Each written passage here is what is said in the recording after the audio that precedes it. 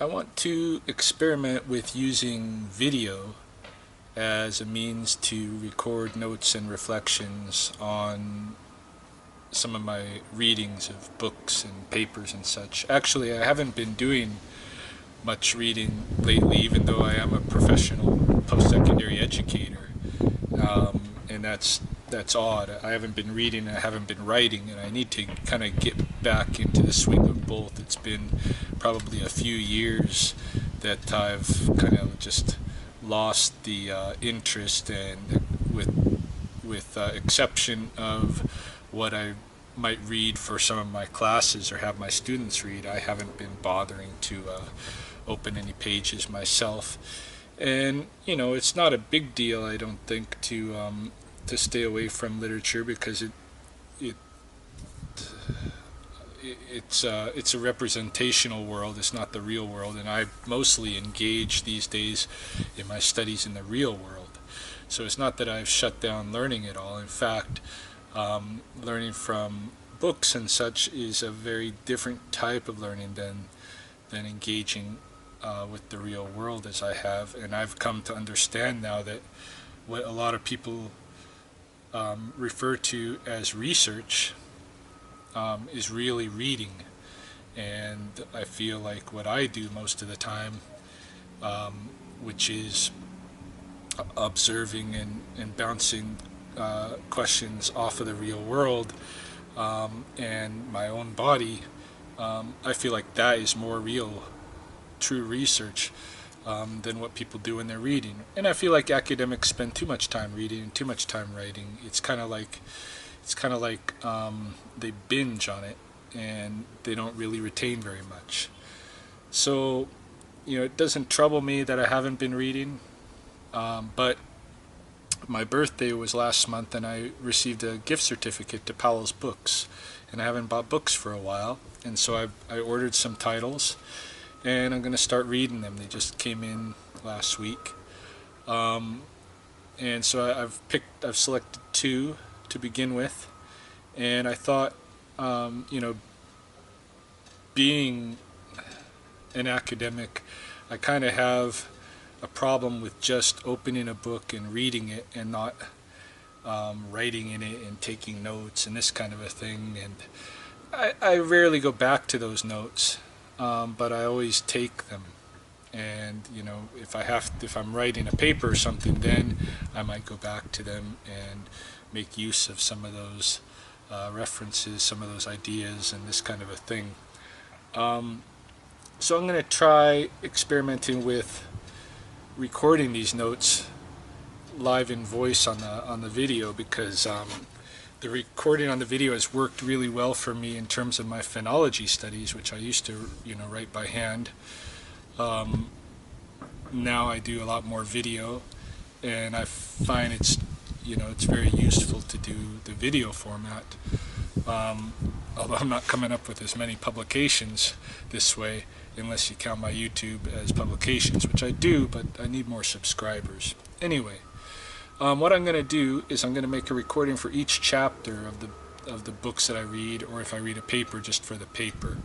But when it's a book, I'll probably do each chapter or a section of some sort, because I want to read through one portion and stop and reflect on it and consider what was in that one portion before I move on. That way I'm actually kind of engaging more with the literature than if I'm just reading straight through it and just taking it for its face value. So the first book I'm going to review is by Penn, who is a UFC fighter, and he's working with a writer called David Weintraub, who helped him write this biographical book called Why Fight? The Belt is Just an Accessory, or Why I Fight. And I actually ordered a couple of biographies from UFC fighters, so in the future I'll be looking at more of these. At one time I got into reading the biographies of boxers. I know I read Muhammad Ali, a biography about him. I read George Foreman's autobiography. I read Larry Holmes's autobiography. I think there were a couple of others, but I know for a period I was just reading biographical works about different, very famous heavyweight. I think I read Sugar Ray Leonard too. It wasn't heavyweight, but a bunch of these biographies, and they were interesting. I enjoyed reading them, and so I think I'll probably enjoy reading biography or biographical type of books of MMA fighters as well. Another aspect of it is that I've been putting a lot of thought into the culture of martial arts in North America, and eventually I might get some writing or something out of that, and maybe even an anthropology class or something, a curriculum could develop out of a popular culture survey of what's going on with MMA and the UFC and these kind of things. So I'm going to start with B.J. Penn's book in the first chapter, and the first chapter of his book, and this is, I guess I should say, this is a spoiler alert, because I am going to totally spoil this book. So if you don't want to read the book but you just want to hear somebody's impression of it, then watch my video. Or if you've read the book already and you want to compare notes, then watch my video. But if you're planning to read this book, or you're looking for a book to read, maybe don't watch this video, because I'm going to totally spoil the whole thing. It's gonna be a big revealer. So chapter 1 is what I'm going to review today, or give my comments and notes and reflections on, and it's just called the first part. Chapter 1, the first part, and it goes very linearly through the early part of his life, from before he was even born, his parents meeting up in Honolulu, and their marriage, and how BJ grew up, the house they got in Hilo, and it goes from the time he was born basically up until high school. And I got a few, there's a few things that I kind of focused in on in the chapter. It's not very long, it might be 10 pages or something. There's a few things that I kind of focused in on. One of them was the fact that he grew up in this house in Hilo, which his parents bought when he was 4, where it was an old party house, and it was really run down. All the windows were broken out, and roof was leaky, and all this kind of stuff. And the yard was the property was totally trashed, and all of this, and everybody had to live in one living room together. I think he had 3 siblings at that time living there, plus 2 others that were from his parents' prior marriages who were there sometimes. So up to 6 siblings sometimes, or up to 6 of the kids, including BJ sometimes, and then his dad and mom all living together in the living room, and so going to bed was kind of everybody pile on and this kind of a thing. And it's not a unique way to grow up, but it's a certain way, and not everybody grows up that way. And it doesn't surprise me to hear that he comes from humble beginnings like that, where family is close, and you're having to where you're living close and sharing a lot, and you have to be comfortable with that. So that just something that caught me, as it might be significant. Well, I'm sure it is significant in his character development, because when you grow up like that, you have to be less kind of egocentric and more family-centric, more focused on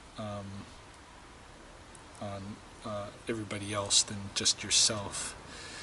But then there can be different complexes that arise, which we'll see later in the chapter. Okay, so that's one thing that happened is that, he grew up in this, and as they were living there, his dad repaired the other rooms of the house and stuff, and eventually it became a nice big house where he and his little brother had a bedroom, and one of his older brothers had another bedroom to himself, and this kind of a thing.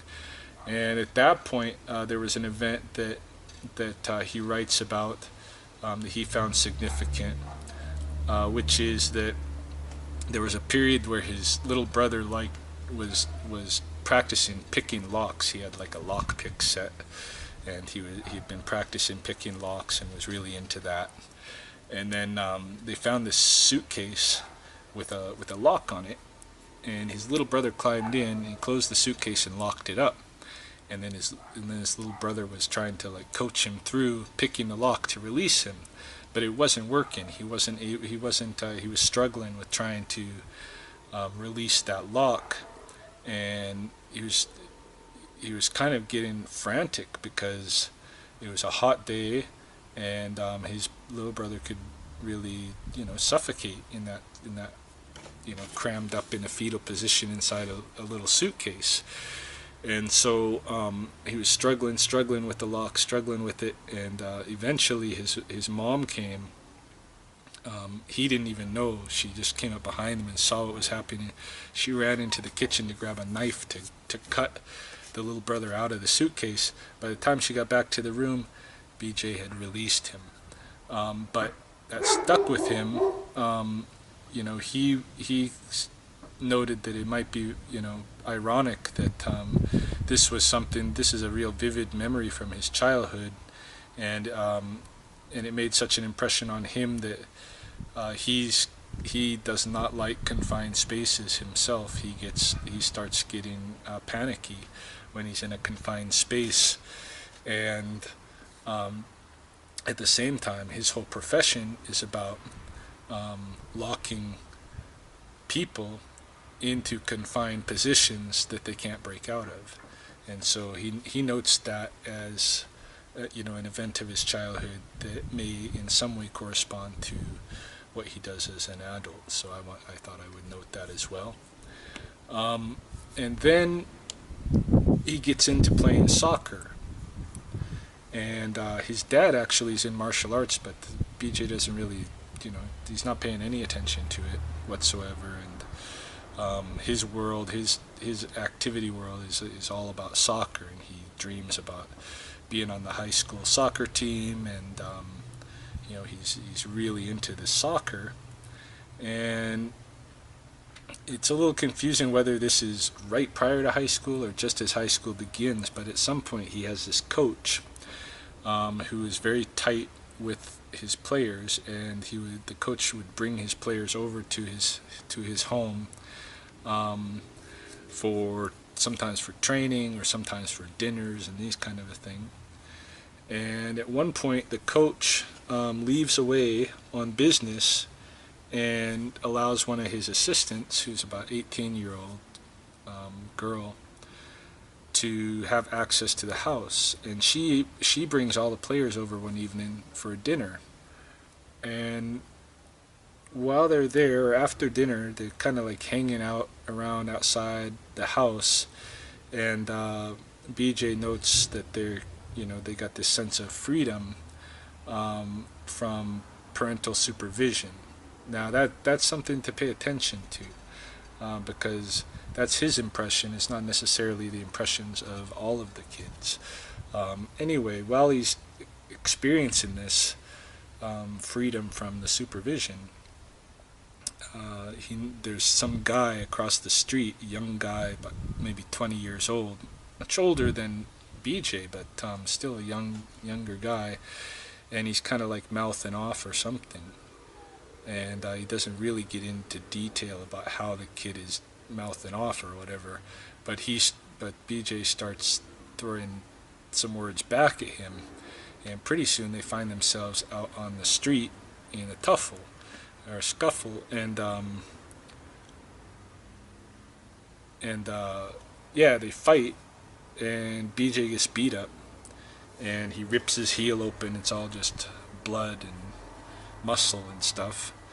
And but he gets in this fight, and when his coach comes home from the business he was doing or whatever, and he learns that this fight had happened in his house, um, it, his feeling is that he was disrespected, that his home was disrespected, that he can't trust this kid, and so it put a break in their relationship, and eventually wound up that BJ was not comfortable doing soccer with him anymore, and just kind of fell away from doing soccer. And so this may be very significant in terms of turning him toward the martial arts as an alternative. I don't know. That I think we're going to get into something about that in chapter 2. But I think, just in terms of reflecting and not just taking the book at face value, we got to look at that incident and what's going on there. And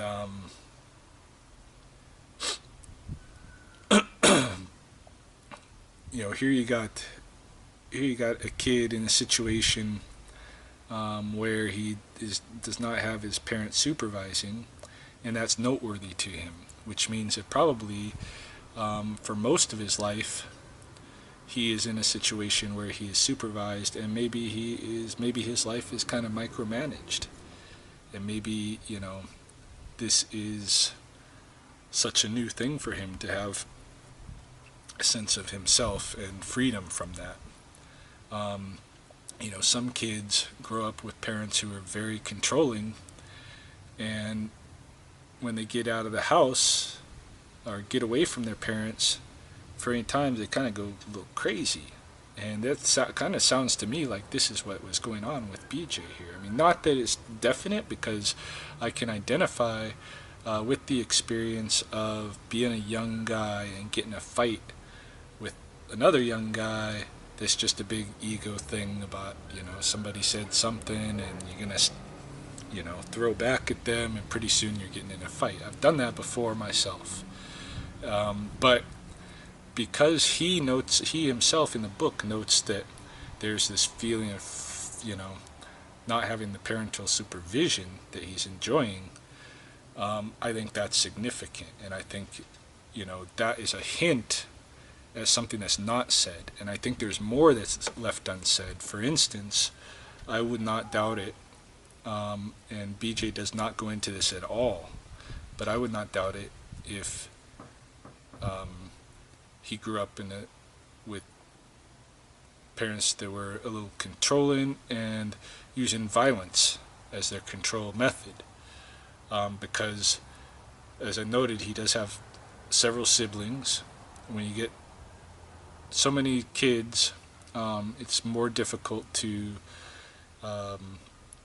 manage them and keep discipline in a house without the use of a heavy hand. And I wouldn't doubt that his father is heavy-handed. I mean, he does mention that his father is not someone that really talks about how he himself grew up, and BJ doesn't ask much about it. And so, that kind of makes me wonder, what's the relationship between father and son like? Because it seems to me it's a little estranged, because, my experience with my father is there was no discomfort at all about asking about how he himself grew up, or, he would offer that information, and I didn't have to feel uncomfortable to ask or anything like that. So that, these little things in there just tell me something about, or suggest something about the potential relationships that went into this. And so you get a kid who's been controlled physically through violence by a parent or parents or babysitter or what have you. He does mention that a lot of his time his parents would go away and they'd be left with a babysitter. But you get in a situation like that where you're growing up and that's how you're disciplined, with that violence, and then you're also very controlled such that when you're not around them, you feel that relief of not being supervised, and then you start expressing yourself violently to somebody else, to kind of, I think, to adopt that position of being the one who's in control instead of the one that's being controlled. And so, these are things that I see like potential psychological factors that he's really not talking about. I mean, there's a lot left unsaid in a chapter that covers from birth to high school in like 10 pages. And so you got to kind of read between the lines. He is writing about specific instances that seem to him to be important, like the suitcase event and his first fight. And so you got to look at the clues and maybe, not say that it's a fact that this is what was going on psychologically with him, but there's a potentiality there. And so I think I'm going to, of course, keep that in mind as I continue to read his book. So that is my impressions, my notes, my reflections on Chapter 1. And when I'm done with Chapter 2, I'll give another video on that.